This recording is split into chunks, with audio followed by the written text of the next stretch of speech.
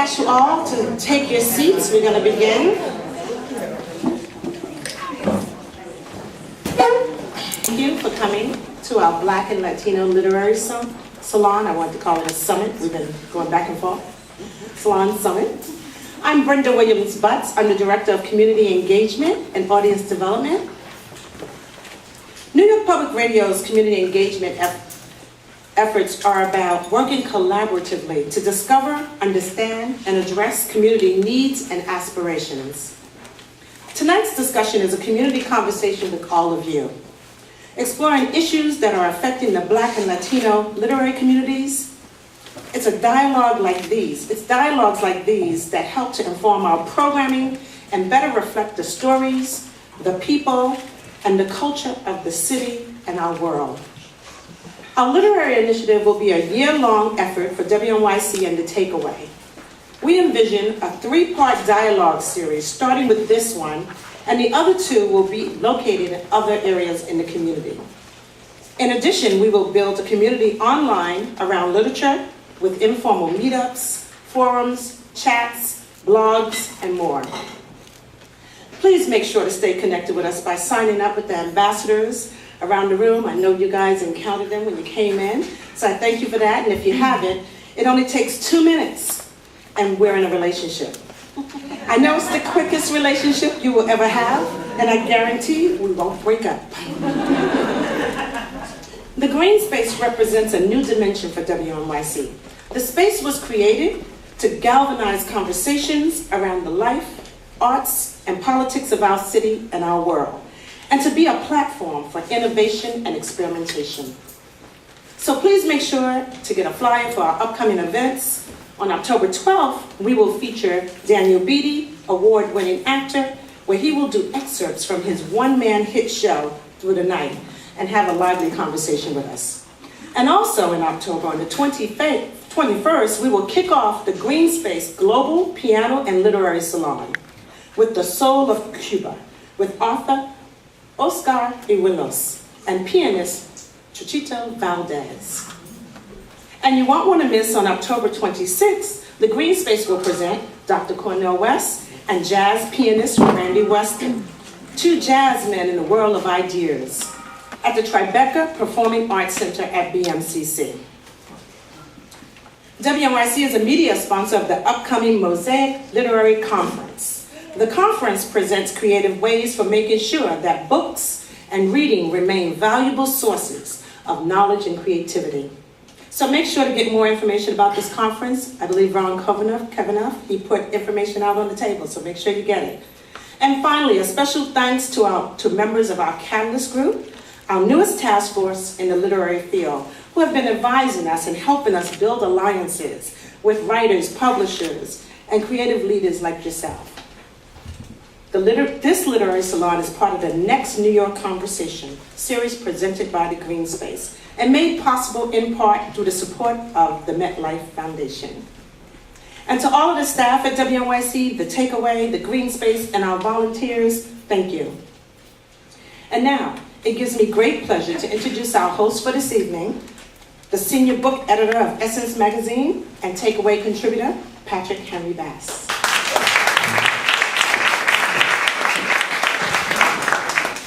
Thank you. When we came up with the word salon, Brenda and I went back and forth whether it was going to be summit or salon, and I haven't had any wine yet, but please save me a bottle. I was so afraid I was going to slur my words and say that. I was thinking about the great salons of the Harlem Renaissance, and one of the things that made, was anyone there? Anyone in the audience? So now I can lie. One of the great things, this is the truth, one of the great things about the Harlem Renaissance salons were that they brought together some of the best minds in the city to exchange ideas about poetry and music and art and politics, and the same discussions that they were having in 1925 and 1935 we're still having today. It's just a different tea party that they're talking about as opposed to the tea party we're talking about now. And what made the salons so great were the contributions not only of the well-known artists and poets of the day, but also the unknown artists and poets of the day. Many of you are recognized and known. Some of you aren't yet. But we want you to be a part of our conversation tonight as we talk about where we are with African American and Latino literature with two of the finest representations in literature, African American, Latino, or otherwise, Ms. Bernice McFadden.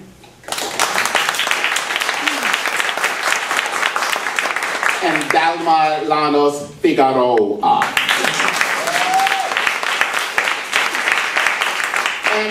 And in terms of the participation, I really want to feel your energy and just think of A'Lelia Walker, if you will.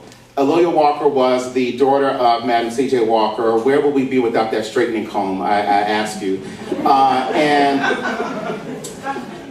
a lot of people said that she, squandered her mother's fortune. Her heart was in the right place in terms of advocating for artists and writers.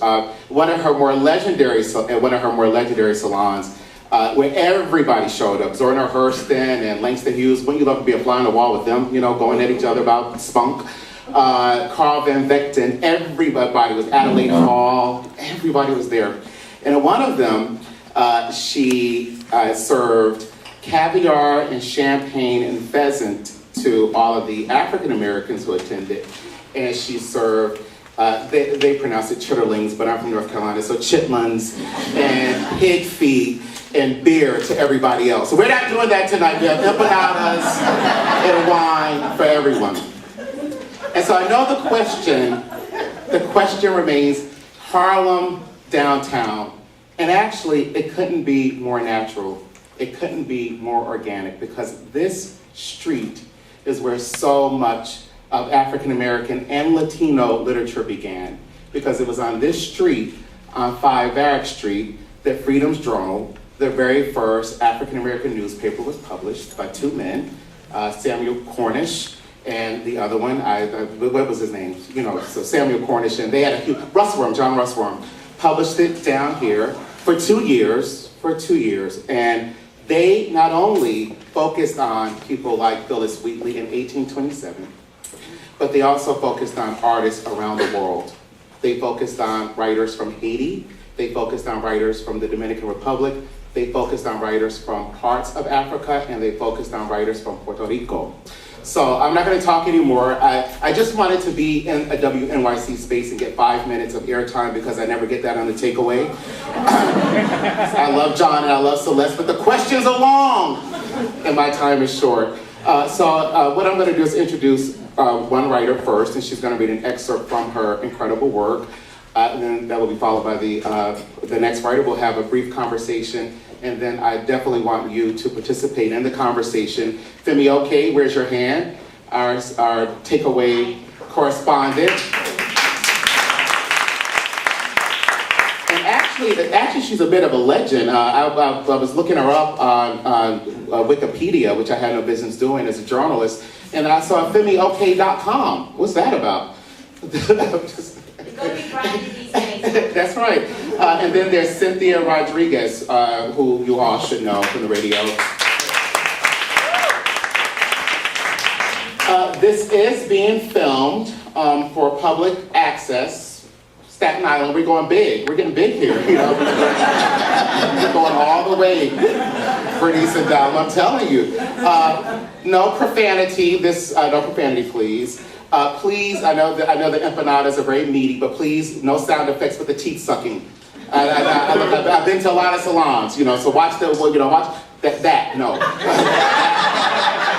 Because then you're going to miss something very important. Just watch it, curtail it, and laugh and have a good time. So without any further ado, I'm pleased to introduce our very first guest, Ms. Bernice McFadden. Please give a round of applause for her.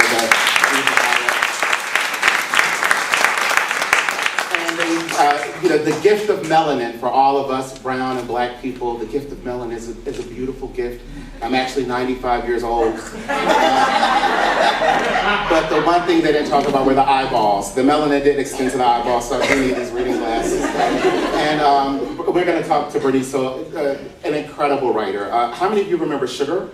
Her debut, 2000. The Warmest December was your novel that Toni Morrison actually. Toni Morrison does not get blurbs. There are only 2 books that you can see her name on. That one book is Bernice, which she wrote how wonderful it was on a postcard that she sent to the publisher. The publisher asked if they could use it, and she allowed it. And the other book is The Warmth of Other Suns by Isabel Wilkerson, which is on the New York Times bestsellers list, thanks to you, her participation in the Takeaway and so many other places. But Bernice McFadden's career, outstanding. 11 books, 12 books in 10 years. Some of those books she wrote as Geneva Holiday, The Warmest December, This Bitter Earth, Sugar, and now she has Glorious, which is spellbinding. I don't know if you have an opportunity to have read Glorious. She's going to share from Glorious tonight. It spans many, many years. Harlem Renaissance, the Civil Rights Movement. It is touching, it is affecting, it reminds you why we need to support writers like Bernice, who's being published by Akashic Books in my adopted hometown of Brooklyn. She's going to read to you now from Glorious, Miss Bernice McFadden.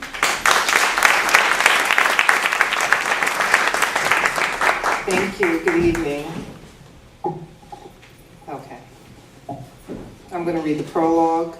And I'm so happy that we spoke about the Harlem Renaissance tonight, because this is my nod to the Harlem Renaissance. And the main character, Easter, actually embodies for me Nella Larson and Zora Neale Hurston. If Jack Johnson had let James Jeffries beat him on July 4th, 1910, which would have proven once and for all that a white man was 10 times better than a Negro, then black folk wouldn't have been walking around with their backs straight and chests puffed out, smiling like Cheshire cats, upsetting good God-fearing white folk who didn't mind seeing their Negroes happy, but didn't like seeing them proud. If Jack Johnson had given up and allowed James Jeffries to clip him on the chin, which would have sent him hurling down to the floor where he could have pretended to be knocked out cold, then maybe Easter Bartlett's father wouldn't have twirled his wife and daughters around the house by their pinky fingers, and his son, John Bartlett Jr., wouldn't have felt for the first time in his life pleased and glad to be a black man. And if Jack Johnson had let the shouts of, "Kill that nigger," that rang out from the crowd unravel him, or the Nevada heat to irritate him, maybe then he would have lost the fight and things would have remained as they were. Things could have gone a different way if Jack Johnson hadn't gotten a notion some years earlier to cap his teeth in gold, so his smile added insult to injury when he was announced the victor of the fight of the century, and that glittering grin slapped white folk hard across their faces. And if John Bartlett Sr. had a bet on Jack Johnson to win, then he wouldn't have had the extra money to buy his wife and 2 daughters new dresses from the most expensive dress shop in town, and the older of the 2 girls, called our Elizabeth, wouldn't have let her hair down and donned that brand new yellow dress that made her look like an angel, so those white boys wouldn't have noticed her, wouldn't have called out to her from across the road, wouldn't have followed her and jumped her just as she reached the bend and dragged her into the brush where they raped and beat her. If all of that hadn't happened, then Easter wouldn't have looked up to see her sister crawling home on all 4s like a dog, with a bloodstain shaped like the state of Texas on the backside of our Elizabeth's dress. Easter wouldn't have bore witness to the bite marks on our Elizabeth's breasts, and wouldn't have heard the silence that streamed out of our Elizabeth's mouth when she opened it to scream. No sound at all. Because after the first boy rammed himself inside of our Elizabeth, her voice floated up into the sky, never to be heard from again. And Easter wouldn't have had to accompany John Sr. down to the sheriff's office because her mother wouldn't let him go alone, and couldn't send John Jr. because that boy hadn't unclenched his fists or his jaw since it happened. And besides, blood was swimming in his irises, and he claimed to hear it thumping in his ears. So Easter went, and then watched her father change from a man to a boy right before her very eyes.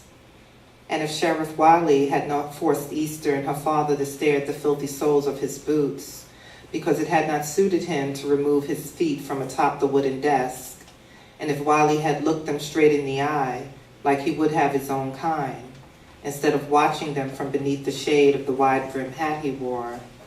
And maybe if he believed John Sr. when he said, "I knows it was those white boys, 'cause we found tufts of blonde and red hair clutched in our Elizabeth's hands."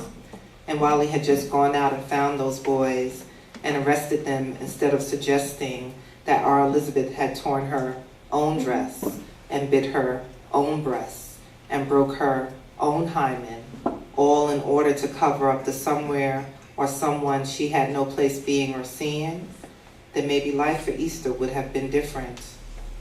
But Wiley didn't do the right thing, and Easter looked up at her father, who sat next to her with his head bowed, and she heard his timid voice say, "Yes, sir, I suppose you could be right, but how do you explain the hair, the red and blonde hair?"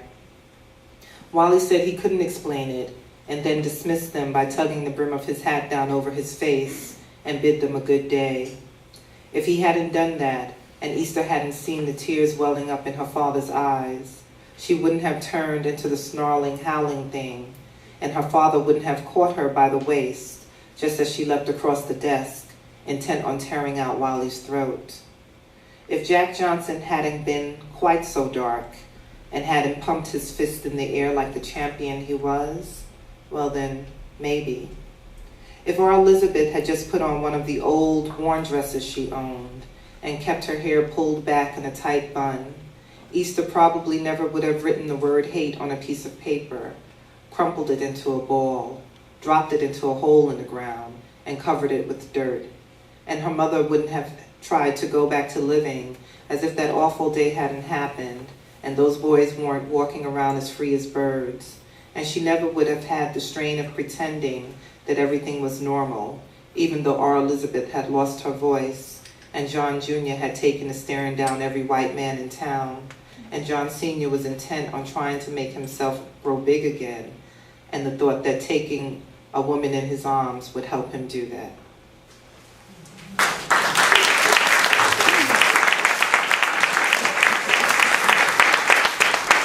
Thank you very much, Bernice. Again, the novel is Glorious. We'll be talking more about the novel. It's in stores now, and you had some news about Glorious. Someone is doing an audio version. Yes. But still buy the book, you know. Alfre Woodard is doing the audio version, and so I think that's going to be out mid to late October. Yeah, it's an incredible book. Now to my what side are you on? My left. I'm so sorry, guys. I get directly challenged. Is my new friend Dahlma Llanos-Figueroa. She told me to say Figaro. Yeah.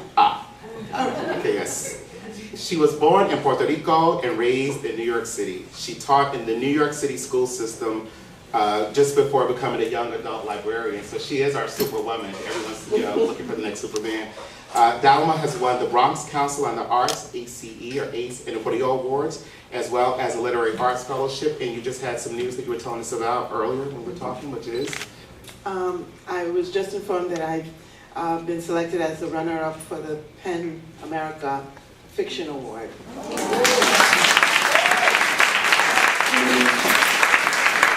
We have a scoop right here in the green space. And you received this honor for? For my novel, Daughters of the Stone. Yes, and Daughters of the Stone is a novel, a multi-generational novel in which she explores a perspective often neglected in our literature. The Afro-Puerto Rican experience, both on the, isn't it a round of applause? I mean, I hope that people just ask for shameless applause, but I mean, that's you know. In contemporary America and from the woman's point of view, how does each woman in this multi-generational family deal with the legacy given change in environments and culture? How does the environment change that legacy? What happens to communication when language and culture are truncated? So there are a lot of questions right here. All right, so if you will, just tell us in a line or so about, in a sentence or so, about Daughters of the Stone. I guess the most important thing for me about Daughters of the Stone is why I wrote it. And there are many reasons, but the main reason why I wrote it is because as a child I loved reading. And even though I loved reading and I read all the time, I never found any book that had anybody who looked like me, who spoke like me, whose parents went to work every day and came home and took care of their kids, and that's what they did. Those were not the images of Puerto Ricans that I saw around me. And after I complained about it, somebody said, why are you giving somebody else your power? Tell your own story. And so this is my own story. And could you share from that story, please? Absolutely. This is a little part of chapter 1.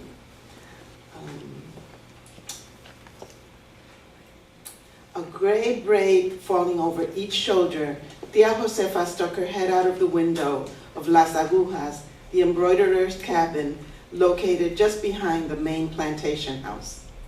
The wagon returning from town swung around the main house and came to a final halt in the batey of Hacienda Las Mercedes, a sugar plantation near the northern coast of Puerto Rico.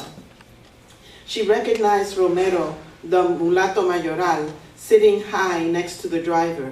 His shadow crawled over the supplies that filled the wagon behind him. The man wore all black, even under the scorching sun. The brim of his black hat tilted forward, hid his eyes, leaving only his pointy chin and beak of a nose visible.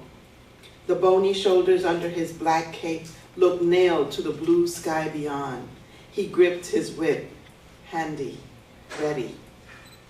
In her day, Tia had seen many black people come and go, but there had been no new ones in a long time. She knew Don Tomas had recently acquired a new parcela and needed more hands to work it into sugarcane fields.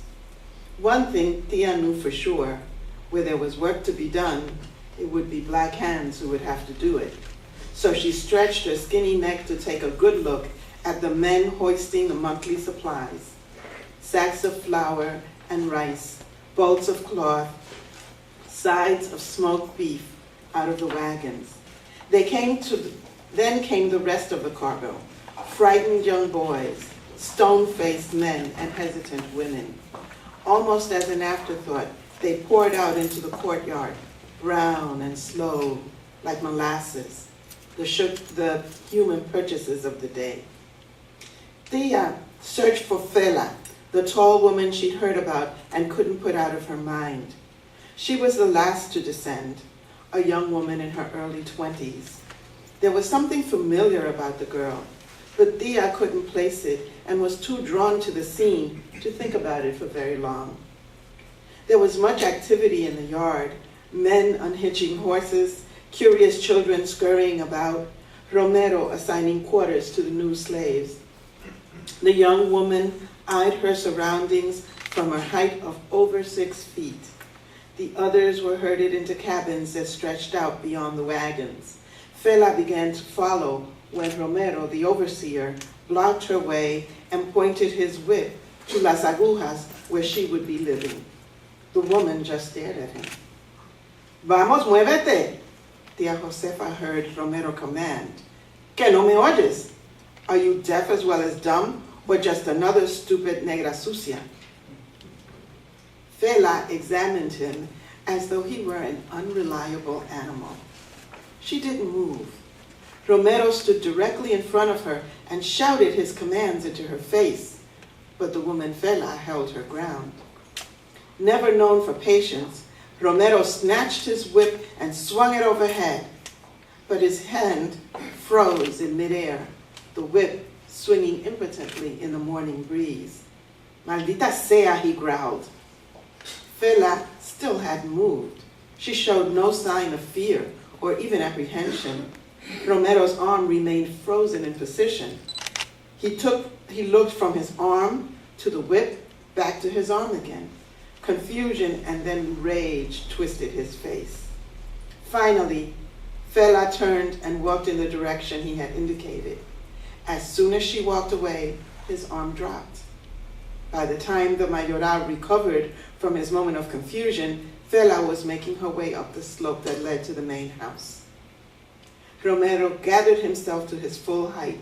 Adjusting his hold on the whip, he was about to advance on her retreating figure when a commotion suddenly filled the batey.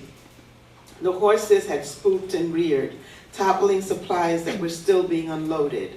Bags of beans exploded under the trampling hooves. Sacks of flour burst into clouds of white. covering the yard in a layer of ghostly powder. Children ran, men cursed, drivers struggled to get the team of horses under control. Control. Frantic voices filled the air. Corre! Men ran to help. Mira, nena, ven aquí. Women pulled their children out of the way. Cuidado! Warnings ran out as huge containers toppled over and spilled cornmeal, olives, and oil on those standing nearby. Ay, Dios mío! A man was pinned under the weight of several sacks of rice. Romero glared at the pandemonium and then back at the woman who was now beyond his whip's reach. Carajo, he yelled.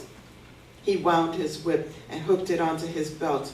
Before turning to the commotion, he propelled a long stream of spittle in the direction of Fela's retreating figure.